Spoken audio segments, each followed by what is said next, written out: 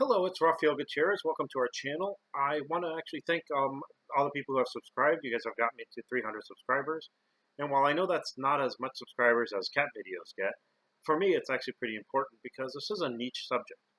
Now, as martial arts and the biology of martial arts. Now, as I say that, I actually will tell you guys that if you're in San Diego, I am going to be doing a presentation on the 27th in the Central Library in San Diego on niche markets. Uh, as you know, I am a writer, and you can see my books behind me. And one of the things I found is that I didn't realize this until someone sent me an article, but I found out that I actually do better than 50% of the authors out there. And so I figure it's like, well, I'll share what works for me. I don't know if, it's not enough to make a career out of. I have my own real job, which is teaching biology. I do have a dojo, which is really pretty much a hobby that pays itself. I do make a little extra, which covers other expenses that the hobby comes about. Yeah, but my real source of income, I realize, is my teaching at community college, and so that's one of the big things that I actually am grateful for, is that I do have a job that allows me to train in karate and do a lot of the martial arts stuff. Now, I am gonna do a little book review, and a lot of times there are people who do book reviews, and they review books like the Toche Jitsu. Funakoshi's, it's the translation of one of his older texts. There's actually I haven't seen anyone do a review of this book, which is, I'll bring it closer. It's The Fighting Spirit of Japan by Harrison's. Harrison's is a great author. He was one of the first black belts in judo, and he also is, from what I understand, trained in jiu-jitsu. And his book really does talk a lot about different martial arts. Most of it will be judo. So, for instance, he does have stuff on kano and everything, but he does have little excerpts of karate and aikido. One of them is he talks about a contest where after he heard about it, he realized that karate is not made for sport. It has to be modified so much that it would end up leading to arguments if it was used that way. He actually mentions judo. It can work as a sport because a lot of techniques can be safely done. Karate, he says, the intent was to kill. So a killing art does not make for a good sport. Now, the author I'm going to review today, some of you may have seen. It's a gentleman named William Scott Wilson. He's a translator, and he translated books such as the Book of Five Rings, which, by the way, if you like the Book of Five Rings, or if you're getting it, this is actually probably the best one. And if you get this one, you should also get his biography of Minamoto Musashi, which gives you more of an insight of what he's talking about. The reason I like William Scott Wilson as a translator is at the end of everything, he gives sources. He tells you why things were translated a certain way and the historic content of where they came from. Now, before I talk about him, I will say there's a lot of great authors, great books. For instance, my library, I have everything that Kloss has written. If you read Karate 1.0, that's Kloss. He does a great job in his stuff. I have Nagamini. Yes, I have the Nagamini.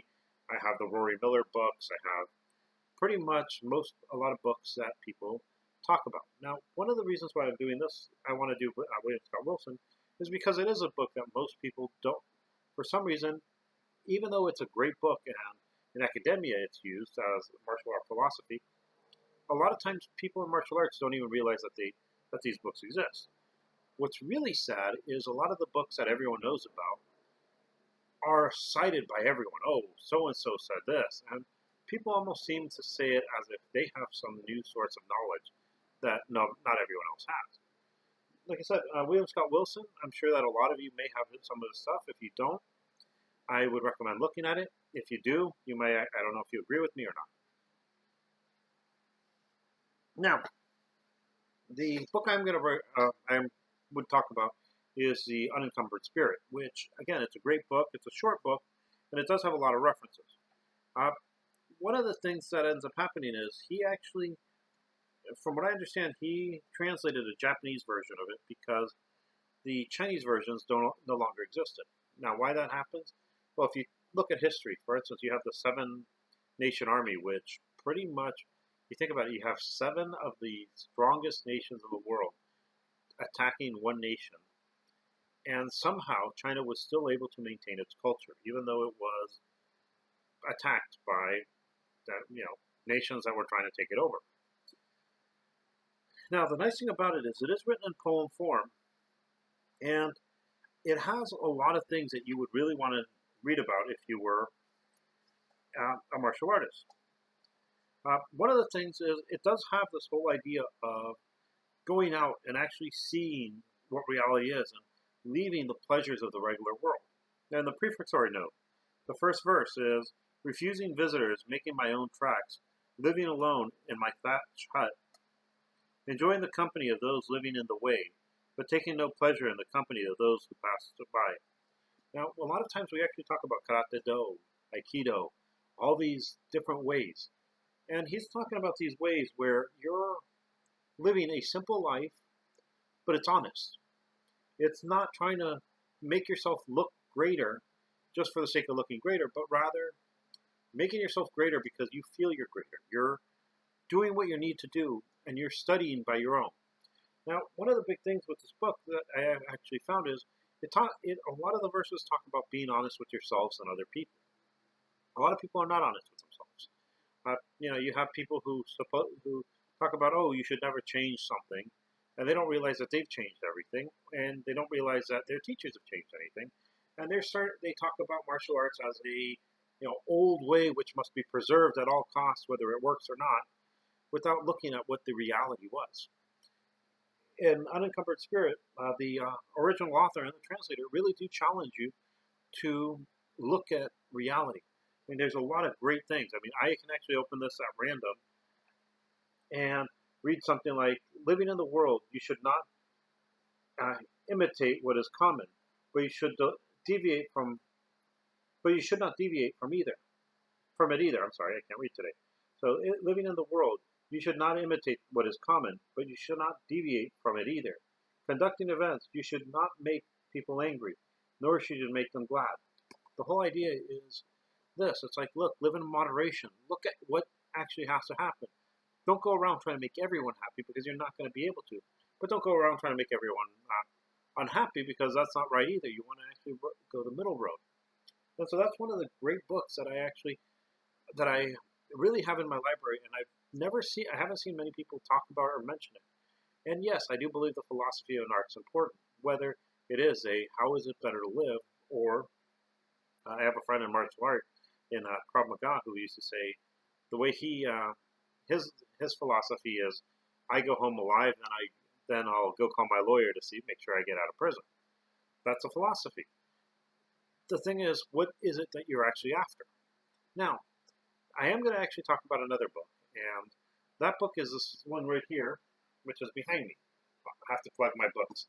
So it is called Serious and the Rarest Things, and the reason I wanted to talk about that one is it is about to be the Spanish translation of it is about to be coming out soon.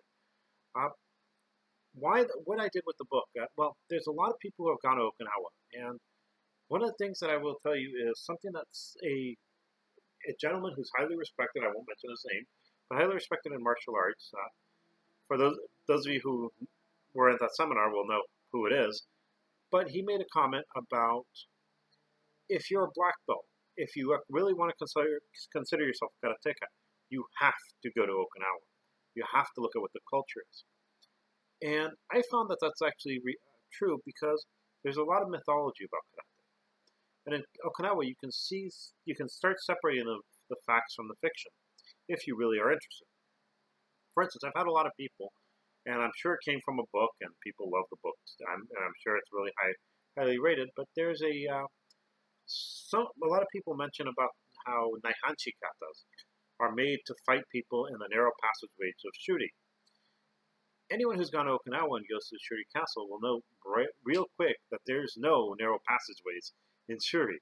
It's actually pretty wide. It's a hall. And I do mention that the Okinawan palace is a palace. It's not a castle in the European sense, where the old castles were fortresses, where you do have narrow passageways. The wall of the the thing that actually protected Okinawa for a long time was the coral reef. And I do mention this. Now, what I did different in this book than I've seen other people, for instance, a lot of people have written and mentioned going to Okinawa to train. What I decided to do is I wanted to make it into a novel. I wanted to make something that if you're thinking of going to Okinawa, you would read it and understand what I was seeing and why I went. Now, I went in a low time in my life, and when I came back, things started getting a lot better for me. I actually was talking to a friend of mine who told me that I looked older when I went to Okinawa, when I left for Okinawa, than today. And what I told him is, well, in Okinawa, when I left for Okinawa, I was at a low point. When I came back, I was in a little higher. Then I actually met my girlfriend, and she made my life better. And things just progressively got better and better. And so that's one of the things that did happen. Now, like I said, I wanted the book to feel like a novel. Feel like if you were reading it, you'd be there with me, or me telling you a story. And so that's what you're actually getting in Serious and the Rarest Things. I know that it'd be better, if you want to go to Okinawa, it's better to go. But a lot of times, for different reasons, we may not be able to. One is financial. This, I'm hoping, would be a way to give you a trip to Okinawa without leaving, even if it's just in your mind. There was someone who actually told me that they loved the book, they read it, but they wish I would have put pictures. And the reason I didn't put pictures, except for the cover, is because you can look for most of the stuff I write about online, and you can find them. And I felt that pictures would have actually slowed the story down. So it is a novel about going to Okinawa in a low point in your life. And it's something that I do hope that if some of you are interested, you will take a look at. If you have read it and enjoy it, please write a comment. Let me know what you think. If you didn't like it, you could please also write a comment. Tell me what you didn't like about it.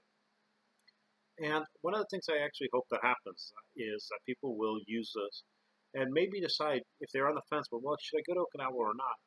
I'm hoping that people will say, well, you know what? I'm going to go to Okinawa to see what this is about. I'm seeing if this guy on the internet is telling the truth about what he saw in Okinawa, if I'm going to see the same thing. And one thing that I will tell you is, if you read all the books from Okinawa, you'll notice that it's a different place for different people, but it's the same place. You see the same stories come up. So with that, I'm actually going to stop talking. Remember, if you're in San Diego on the 27th at 6 o'clock, I'm going to be at the Central Library talking about niche markets, especially if you're a writer yourself. It might be something enjoyable. Well, I hope you enjoyed this. Have a nice day. And if you have any ideas that you would like me to consider, please let me know. Goodbye.